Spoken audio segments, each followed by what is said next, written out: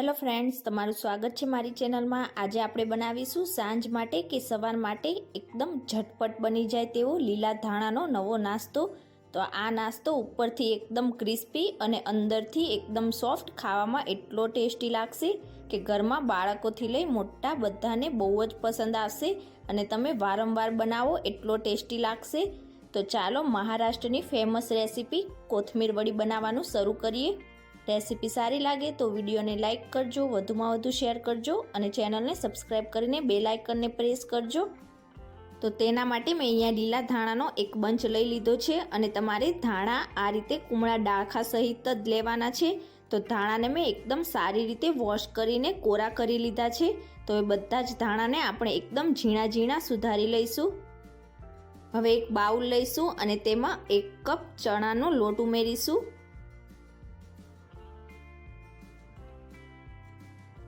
સાથે તેમાં 1/4 કપ જેટલો ચોખાનો લોટ ઉમેરીશું, એટલે આપણી કોથમીર વડી ઉપરથી એકદમ સરસ ક્રિસ્પી બનશે। અને સાથે તેમાં 1/4 કપ જેટલું દહીં ઉમેરીશું। તો અહીંયા આપણે દહીં વધારે પડતું નથી ઉમેરવાનું, ફક્ત આ જ રીતે 3 ટેબલ સ્પૂન જેટલું જ ઉમેરીશું। અડધી ટીસ્પૂન કે પછી સ્વાદ પ્રમાણે મીઠું ઉમેરીશું। 2 ટીસ્પૂન જેટલી ખાંડ ઉમેરીશું। 1 ટીસ્પૂન ધાણા પાવડર, 1 ટીસ્પૂન લાલ મરચું પાવડર ઉમેરીશું કે પછી તીખાશ તમને જે રીતની પસંદ હોય એ રીતે ઉમેરી શકો છો। અડધી ટીસ્પૂન ગરમ મસાલો ઉમેરીશું। 1/4 ટીસ્પૂન જેટલી હળદર પાવડર ઉમેરીશું। 1/4 ટીસ્પૂન જેટલી હિંગ ઉમેરીશું અને હવે 1 કપ જેટલું થોડું થોડું કરીને પાણી ઉમેરીશું અને એકદમ સારી રીતે બધી જ વસ્તુને મિક્સ કરી લઈશું।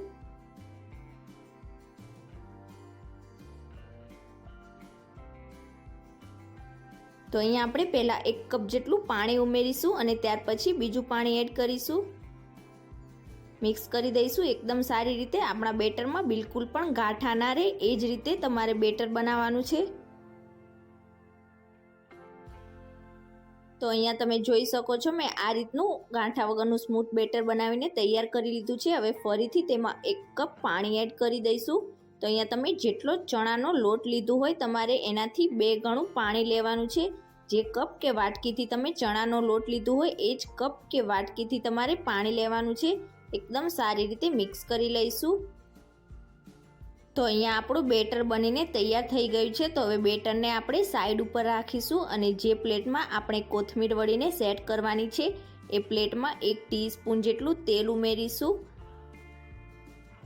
અને તેલને આપણે એકદમ સરસ રીતે આખી પ્લેટમાં ગ્રીસ કરી લઈશું।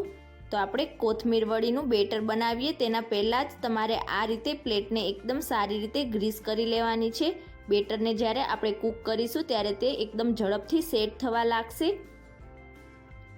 તો હવે આપણે ગેસ ઉપર એક પેન રાખીશું અને તેમાં 2 ટેબલ સ્પૂન જેટલું તેલ ઉમેરીશું। તેલ ગરમ થઈ જાય એટલે તેમાં 1 ટીસ્પૂન રાઈ ઉમેરીશું। રાઈ સારી રીતે ફૂટી જાય એટલે હવે તેમાં 1 ટીસ્પૂન જેટલું જીરું ઉમેરીશું અને જીરાનો હલકો કલર બદલાવા દઈશું। જીરાનો કલર બદલાય એટલે તેમાં 1/4 ટીસ્પૂન જેટલી હિંગ ઉમેરીશું। 2 ટીસ્પૂન જેટલા સફેદ તલ ઉમેરીશું। મિક્સ કરી દઈશું એકદમ સારી રીતે। તો 2 ટીસ્પૂન જેટલા સફેદ તલ ઉમેરવાથી આપણી કોથમીર વડીમાં તેનો ટેસ્ટ એકદમ સરસ લાગશે। તો 1 થી 2 મિનિટ જેવું આપણે તલને સાતળી લઈશું અને હવે તેમાં 2 ટીસ્પૂન લીલા મરચાં અને આદુની પેસ્ટ ઉમેરીશું। તો અહીંયા તીખાશ તમને જે રીતની પસંદ હોય તમે મરચું એ રીતે ઉમેરી શકો છો।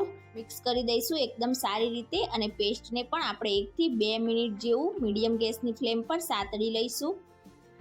તો પેસ્ટ સતળાઈ જાય એટલે તેમાં આપણે જે લીલા ધાણા કટ કરીને રાખેલા તે બધા જ ઉમેરી દઈશું, મિક્સ કરીશું। તો અહીંયા આપણે ધાણાને વધારે પડતા ઓવરકુક નથી કરવાના અને અહીંયા ધાણાની ક્વોન્ટિટી તમે તમારી પસંદ પ્રમાણે થોડીક વધારી પણ શકો છો।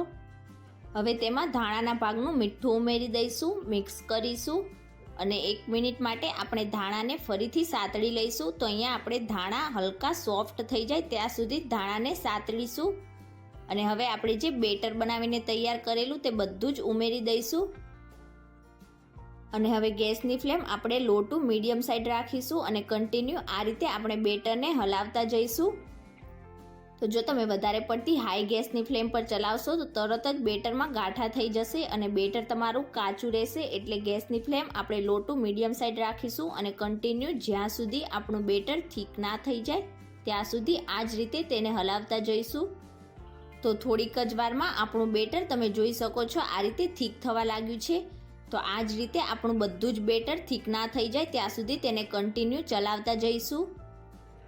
તો થોડીક જ વારમાં તમે જોઈ શકો છો આપણું બેટર આ રીતે ડ્રાય થઈ ગયું છે, પણ આપણું બેટર પેનની સપાટીને છોડવા ના લાગે ત્યાં સુધી તેને કૂક કરી લઈશું. તો થોડીક જ વારમાં તમે જોઈ શકો છો આપણું બેટર આ રીતે પેનની સપાટીને છોડવા લાગ્યું છે. તો જો તમારા બેટરમાં પાણીનો ભાગ હશે તો તેને સેટ થવામાં વધારે સમય લાગશે, એટલે તમારે તેને કૂક સારી રીતે કરવાનું છે. હવે બધા જ બેટરને આપણે જે પ્લેટને ગ્રીસ કરીને રાખેલી તેમાં ઉમેરી દઈશું.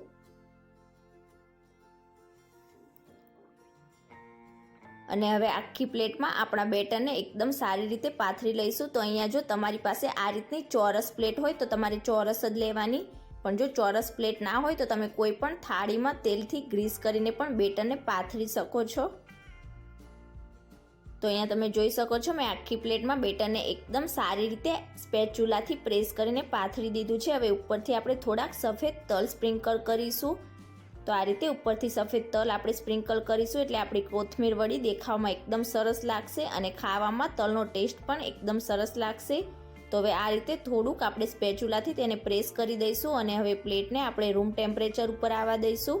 તમારી પાસે જો સમય ના હોય તો તમે તેને ફ્રીજમાં પણ રાખી શકો છો. તો હવે પ્લેટ રૂમ ટેમ્પરેચર પર આવી ગયા પછી તમે જોઈ શકો છો આપણું બેટર એકદમ સરસ રીતે સેટ થઈ ગયું છે. અને આ રીતે સેટ થશે એટલે કિનારીથી તેની જાતે જ અલગ થવા લાગશે. તો હવે આપણે તેને ડીમોલ્ડ કરી લઈશું.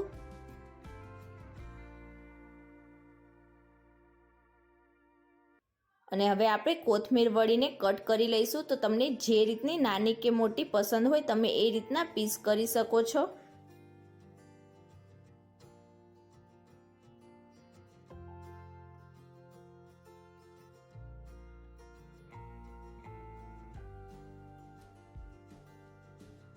તો અહીંયા તમે જોઈ શકો છો એકદમ આસાનીથી આપણી કોથમીર વડી અલગ થઈ જાય છે અને એકદમ ટેસ્ટી અને એકદમ સોફ્ટ એવી આ કોથમીર વડી તમે ચા સાથે કે ચટણી સાથે એકલી ખાશો તો પણ બહુ ટેસ્ટી એવી લાગશે.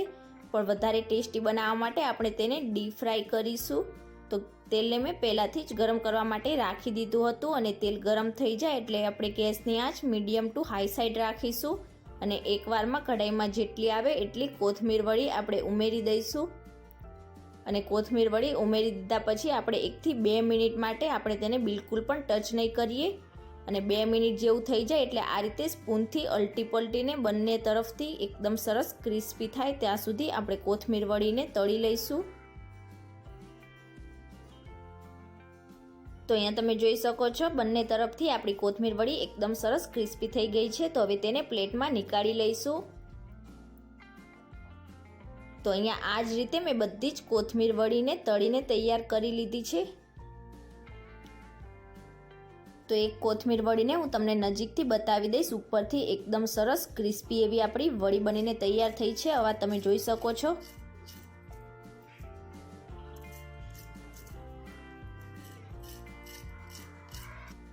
અને અંદરથી આપણી કોથમીર વડી એકદમ સોફ્ટ છે. તમે આ કોથમીર વડીને ટોમેટો કેચઅપ, ગ્રીન ચટણી કે ચા સાથે ગરમા ગરમ ખાશો તો બહુ ટેસ્ટી એવી લાગશે. તો આ કોથમીર વડીની રેસીપી તમે ક્યારેય ના ટ્રાય કરી હોય તો એકવાર આ રેસીપી જરૂરથી ટ્રાય કરજો. બહુ ટેસ્ટી એવી લાગશે અને ખાસ કરીને તમે તેને ગરમા ગરમ સર્વ કરશો તો બહુ જ ટેસ્ટી લાગશે. તો આજની મારી રેસીપી તમને કેવી લાગી મને કમેન્ટ કરીને જરૂરથી જણાવજો. રેસીપી સારી લાગી હોય તો વિડીયોને લાઇક કરજો, શેર કરજો અને ચેનલને સબસ્ક્રાઈબ જરૂરથી કરજો. Thank you for watching.